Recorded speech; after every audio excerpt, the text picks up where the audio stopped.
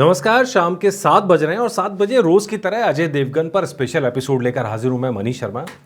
पिछले कई दिनों से थोड़ा ऊपर नीचे चल रहा है क्योंकि क्या है, सिस्टम तंग कर रहे हैं, कुछ चीज़ें प्लान करते हो नहीं पाती हैं, लेकिन फिर भी कोशिश रहती है कि अच्छे एपिसोड अच्छी कहानियों के साथ आप लोगों के लिए लेकर आए। तो आज का एपिसोड अजय देवगन की दिलदारी पर, लिटरली दिलदारी पर। नाम फिल्म के बारे में जितना चीज़ें सामने आ रही हैं, जो पता लगता जा रहा है, वो देख के लग रहा है यार वाकई में बंदा क्या बंदा है यार। मतलब जो दिल है वो निकल के आता है, कहते हैं ना हार्ट ऑफ गोल्ड, कुछ उस तरह का। क्यों कह रहे हैं, चलिए वो बताते हैं।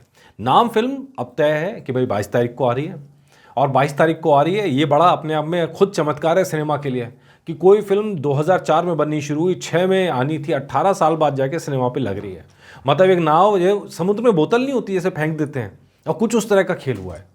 लेकिन जब इसके पीछे की कहानियां निकल के आ रही है ना यार, लग रहा है मतलब क्या फिल्म जगत के पीछे पीछे क्या ही चलता है यार, मतलब क्या क्या नहीं होता है। इस फिल्म के पीछे सपने हैं, टूटे हुए सपने भी हैं। इस फिल्म के उम्मीद है और यहाँ पे निराशा भी है। इस फिल्म के पीछे मतलब क्या कहानी, मतलब आप देखेंगे तो दर्द से भरी कहानी है इसके पीछे। और अब जो कहानी निकल के आ रही है वो सपने की कहानी है, ऐसा कि दुनिया फतेह करनी है टाइप। ये दोनों कहानियां एक ही फिल्म के बैकग्राउंड में, मतलब ये तो जो स्टोरी है वो तो साला उस पर अपने आप फिल्म बन सकती है यार। चलिए मैं क्यों कह रहा हूं, तो सबसे पहले आज कोमल नाहटा जी ने एक इंटरव्यू किया है दीपक रूंगटा का, जो इस फिल्म के प्रोड्यूसर हैं, अब ताज़ा ताज़ा प्रोड्यूसर हैं, मतलब पहले नहीं थे अब है। तो जो रूंगटा सिनेमाज बेसिकली ये फिल्म को लेके क्यों आया है, सिंपल अपने प्रॉफिट के लिए। इसमें कोई शक नहीं, बिजनेसमैन है, अपने प्रॉफिट के लिए काम करते हैं, उन्होंने भी किया है। तो नाम फिल्म को दीपक रूंगटा जो लेके आए हैं वो सिर्फ एक वजह से लेके आए हैं कि उनको अपने रूंगटा सिनेमास की लाइन खड़ी करनी है और इस फिल्म के बहाने रूंगटा सिनेमास की चर्चा होगी। मतलब जाहिर तौर पर, और इससे अच्छा मौका आप और हम सोच रहे हैं यार 18 साल बाद पता नहीं चलेगी नहीं चलेगी। क्रिटिक्स कह रहे हैं यार क्या मतलब, ये तो ख़त्म ही हो गई फिल्म। अनीस बज़मी कह रहे हैं यार ये तो आउटडेटेड फिल्म है, सब कह रहे हैं। लेकिन रूंगटा साहब अपना मस्त हैं, उनको कोई फ़र्क नहीं पड़ रहा है क्योंकि उनकी स्ट्रेटजी ही अलग है। मतलब उनकी स्ट्रेटजी फिल्म रिलीज़ करके मुनाफा कमाना है ही नहीं। तो इसीलिए ब्लॉकबस्टर, हिट, फ्लॉप, ये सब के सब जो हैं, ये सारी चीज़ें मतलब पर्ची बना के रख ली जाएँ, उनको कोई फ़र्क नहीं पड़ने वाला इससे। उनकी स्ट्रेटजी क्या है फिर? उनकी स्ट्रेटजी है कि अभी उनकी कुछ सिनेमाज हैं रूंगटा सिनेमाज के, उस चेन को वो बढ़ाना चाहते हैं। इससे बड़ा मौका प्रोडक्शन में घुसने का उनके लिए है नहीं।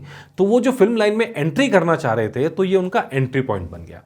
मतलब कुछ उस तरह का समझ लो कि एक बिल्डिंग तोड़ के दूसरी इमारत खड़ी हो रही है। ये बॉलीवुड है, ये बॉलीवुड के पीछे की कहानी है यार। अब इसमें जो हमारा टाइटल है, इसमें देवगन की जो दिलदारी है वो कैसे, उस पर भी आ रहे हैं। तो पहला तो हिस्सा ये हो गया जहाँ पे उम्मीदें हैं, सपने हैं, आगे बढ़ने की इच्छा है, बिजनेस है।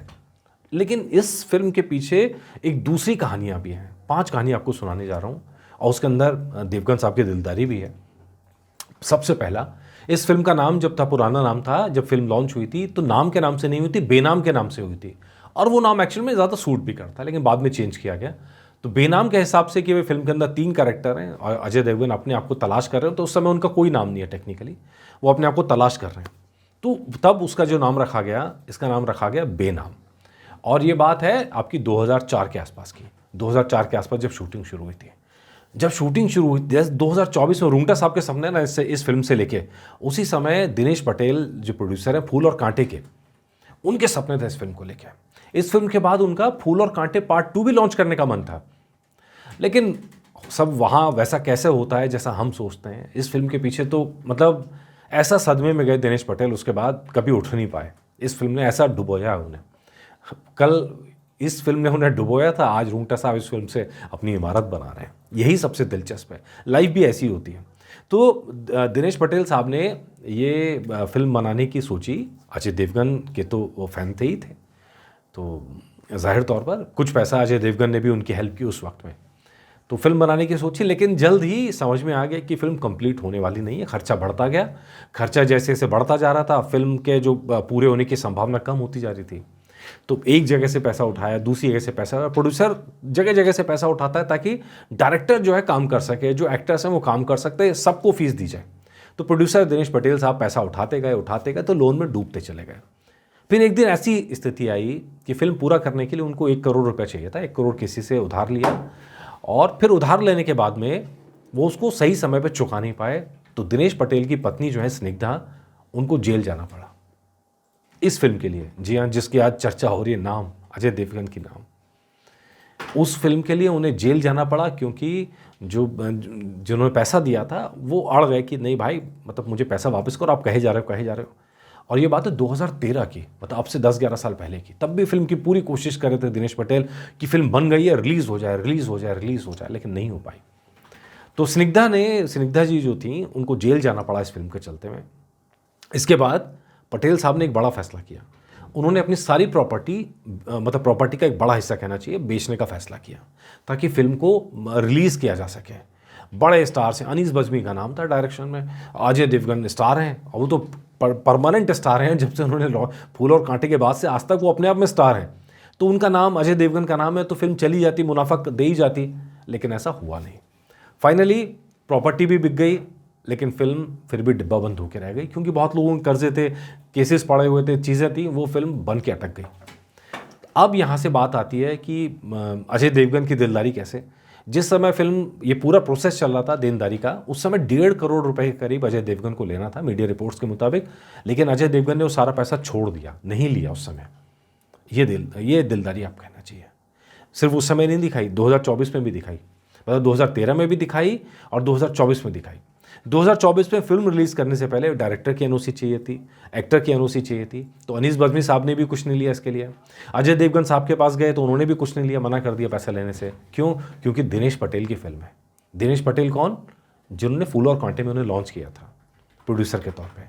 उनकी फिल्म, इसलिए उन्होंने अनीस बज्मी को भी कहा कि आप भी फीस मत लीजिए, मतलब एनओसी जो चार्जेस वगैरह हैं, उन्होंने कुछ नहीं लिया। तो इस तरह वो फिल्म अपने बैरियर जो होते हैं, रुकावट जो होती है, उन सबको पार करती गई और फाइनली अब रिलीज़ के मुहाने पर खड़ी है।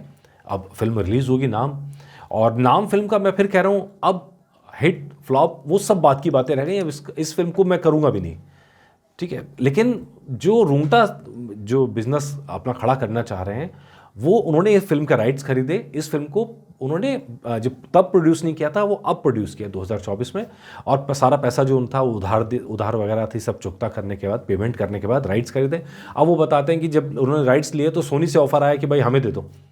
यार ये गज़ब है। मतलब अगर आपने कभी देखा होगा, नोट करा होगा, बैंकों का हाल आपने देखा होगा, जब तक आपके अकाउंट में पैसे हैं, बैंक आपको लोन देने के लिए ऑफर करते रहते हैं, और जिस दिन आपके अकाउंट में पैसे नहीं होते, उस दिन बैंक लोन देना भी मना कर देते हैं। ये हालत है इंडस्ट्री की। मतलब बॉलीवुड उससे अलग नहीं है, लाइफ भी ऐसी है। जब आपके पास पैसे होते हैं तो सब सलाम करते हैं। सोचिए, आज जब सोनी इसको डबल पैसे में दे के खरीदने को तैयार था, जब ये फिल्म डब्बा बंद थी, उस समय किसी का ख्याल नहीं आया कि इस फिल्म को रिलीज़ करा जाए और कर्जे उतारे जाए। ये फ़र्क है। तो खैर, रूंगटा साहब ने राइट्स नहीं बेचे, राइट्स फिल्म रिलीज़ होने के बाद बेचे जाएंगे, रिजल्ट देख के बेचे जाएंगे।